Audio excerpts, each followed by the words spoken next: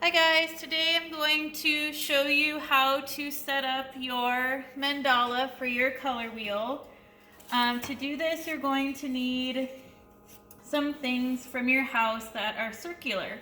So I found a roll of tape, a random Tupperware lid or plastic lid from something in your fridge, and then I have this lovely paper plate. You guys might have something like stacking bowls, normal plates, bowls, cups. Look around. You just need something that is 3 different size circles. So I'm going to use the inside of this tape ring, this lid, and this plate.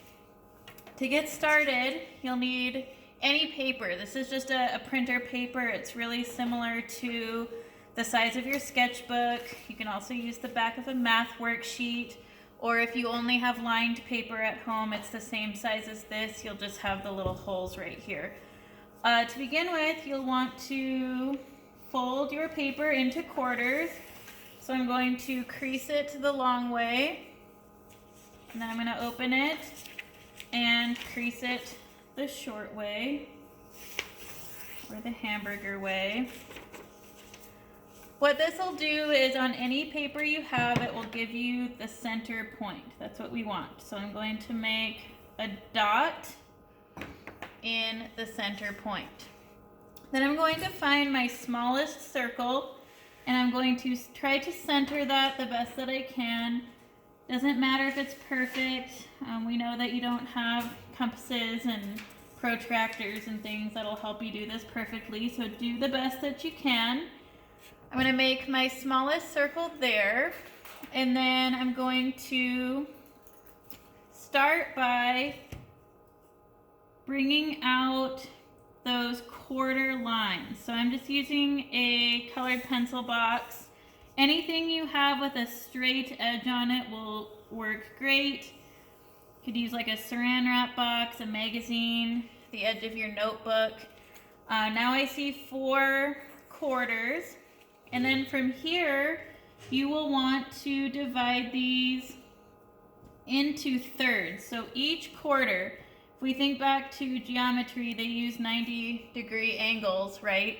So if we divide each 90-degree section into thirds, again, it doesn't need to be perfect, with these tick marks.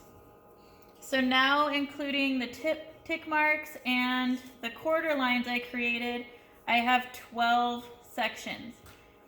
Now what you can do is with whatever your straight edge is that you have, you can work on connecting these tick marks. So I'm just going to line up the ones directly across from each other and connect those. Again, don't panic if it's not perfect. It'll be okay. We're just setting up your measurements for your mandala color wheels. Okay. Now I've got my 12 sections. The next thing I'll need to do is trace my next item. So I'm going to need to center this the best I can. I'm not going to measure because, again, this doesn't need to be perfect. But I'm looking at the space above and below to see if it matches, and the space on the 2 sides. That looks pretty good to me. You can just eyeball it. Okay, I'm going to hold down my object and trace all the way around it. If you mess this up, don't worry, we can fix it.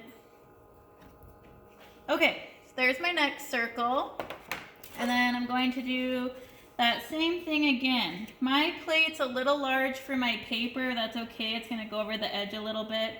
So now I'm looking on the spaces that hang off the edge, and again that space on the top and bottom, and trying to get them to match. That looks pretty good. Whoop, bumped it a little bit. Okay, now I'm going to trace around my last object here. Also, I didn't mention, but you'll want to do this step in pencil in case you mess up, so that you can erase. And then it will suction. Kind of fun. Okay, you can see where I messed up my circle here. It's going to sketch that in a little bit nicer. And then the last thing you'll want to do, if you need to, is extend your lines so that they get to the edge of your circle. Okay.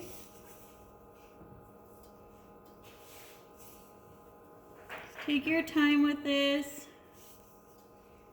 Once you get this part set up, the rest is going to be a lot easier for you. Then the creative part starts. I know my math-minded and science-minded people will probably enjoy this process. Okay, now it's time to start designing your mandala, which you can watch the videos on. But you can start by creating your designs inside of your sections and try to make them match the best you can in every one. I already got a little bit bigger, I'm sorry. But you're going to keep making your designs to follow your circles. That's what they're for. And then for the color wheel part of this, you're going to have your tint, your hue, and your shade. Or if you wanted to, you could do that in a different order too. You could have your shade, your hue, and your tint, or your hue, your tint, your shade. You can choose how you lay them out. Just every section you need those three things. So your hue, or your intense version of that color, that pure color. Your tint is your hue plus white or lightened. And then your shade is your hue plus black or darkened. All right, thanks guys.